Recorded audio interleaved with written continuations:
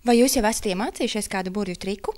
Ja nē, tad ir pēdējais laiks to darīt, lai pienācīgi sagatavotos burvju festivālam Abrakadabra, kurš jau jūnijā pārsteigs visus skatītājus.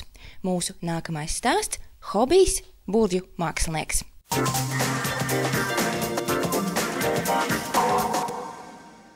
Kurš gan nav kādu reizi izspēlējis burvju triku, lai smilškastes biedru draugu vai kolēģu acīs ieraudzītu smaidu un radītu brīnumu, kas uz brīdi liek aizmirst par visu citu apkārt.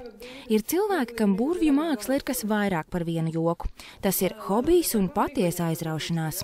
Ilzionistu Dācis un Enriko Pecolī mājās, kas līdzinās gluži vai tādai modernai Harry Potter versijai, jau vairākus gadus pulcējas burvju mākslinieki, un katram ir savs stāsts, kā un kāpēc viņš te nonācis.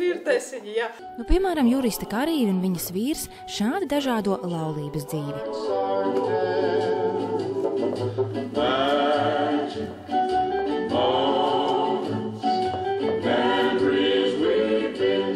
Sežot Daugavas krastā, un mēs spriedām, ko mums darīt, jo gribētos, lai tā laulība viņa ir ilga, un gribās, lai viņa ir arī interesanta, un mēs nolēmām, ka mums darētu iet kaut kur un darīt kaut ko, un kopā darīt. Tas ir pats galvenais, darīt kopā. Un mēs nolēmām, ka tas derētu mums, un mēs varētu pamēģināt. Viņi tikko atnāca jauniņie, un viena no viņa pirmām nodarbībām bija mācību seminārs burvju triki ar papīru. Noskatoties vienu semināru, viņiem jau bija gatavs šovs nākošajā reizē. Tas nozīmē, ko var izdarīt, ja grib. Ir varbūt 100 lati, 20, 50. Jurijs ir fiziķis, un kā jau bijušais augstskolas pasniedzējs, arī burvju mākslām pieiet nopietni un akadēmiski, ar īstu atklājēju prieku. Izgriezt savu rīri, ja? Un tagad mēs mēģināsim bīdīt šo. Ja paliek pēdas, tā būs izgriezt, tad sagriezt, tad tas ir īsta, ja? Ja vesela, tad tā ir viltota. Skatāmies. Viltota, viltotos nedod atpakaļ. Dažreiz skatījos izrādē, tas ir interesanti, kā var izdarīt. Vienu triku es ļoti ilgi domāju, kā to var izdarīt, pēc tam izdomāju. Iemetiet, lūdzu. Varat arī pavisam tuvu, nevajag 10 vai... Tuvu, pavisam tuvu. Tā, trapiet, ja? Jā. Ar otro roku varat patskaties, kur glāzes malas, lai nemest garām. Jā, ir glāzi. Metiet, lūdzu, iekšā. Jā. Sorry, neizdevās. Tas ir vienreizēji.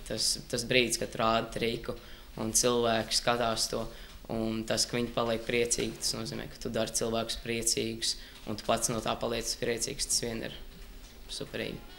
14-gadīgajam Aivim Artūram Atvaram burvju māksla jau kādu laiku vairs nav tikai hobijs, bet pavisam iespējams nākotnes profesija.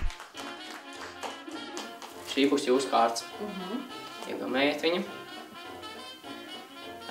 Paņem, paliec gaisa apmet flipu un iekrīt kastītē. Un šī ir jūsu kārts. Nē. Es centīšos visu labot.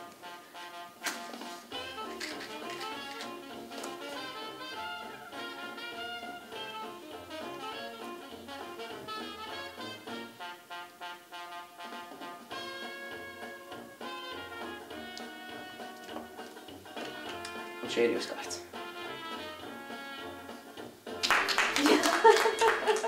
Tas, ko mēs vienmēr mēģinam ar Enriko pasvītrot, vedot dažādus semināru vadītājus no ārzemēm uz Latviju pie mums uz biedrību, mēs katru reizi sakām, skatieties, mācieties, bet esiet oriģināli, esiet katrs savādāks.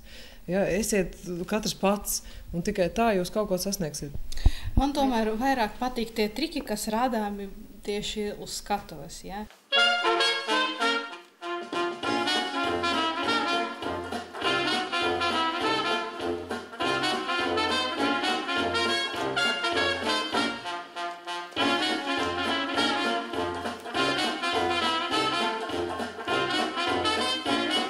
Es mēģinu sarunāties ar auditoriju. Parasti man ir jaunie, 1, 2, 3, 4 klase, vai man mazi bērni, tad es ar viņu sarunājos. Un parasti es mēģinu parādīt, ka es parastais cilvēks rādu pēc tam. Patika, gribat uzzināt. Aha, Labi, es jums pastāstīšu. Es viņam stāstu, kā to dara, un pēc tam tā atkal veidojas jauns triks. Reizi gadā Latvijas burvi savas spējas izrāda īpašā koncertā tepat Mārupē, bet tagad aktīvi norit gatavošanās starptautiskajam iluzionisma festivālam Abrakadabra, kas jau nākamēnes norisināsies Jūrmalā. Uz skatuves viesus priecēs starptautiski atzīti mākslinieki, bet burvju skolnieki piedalīsies meistarklasēs, lai papildinātu zināšanas un satiktu savus abrīnas objektus. Savukārt mūsu pieredzētais burvju skolā liecina, ka tā nav tikai triku skola. Tas ir lielisks veids, kā apgūt un iegūt pašapziņu, spēju neapjukt, attīstīt runas un kustību mākslu, iemācīties ne tikai zinātņu pamatus, bet arī izprast apkārtējos cilvēkus un iepriecināt viņus. Un nesakiet, ka tas nav svarīgi.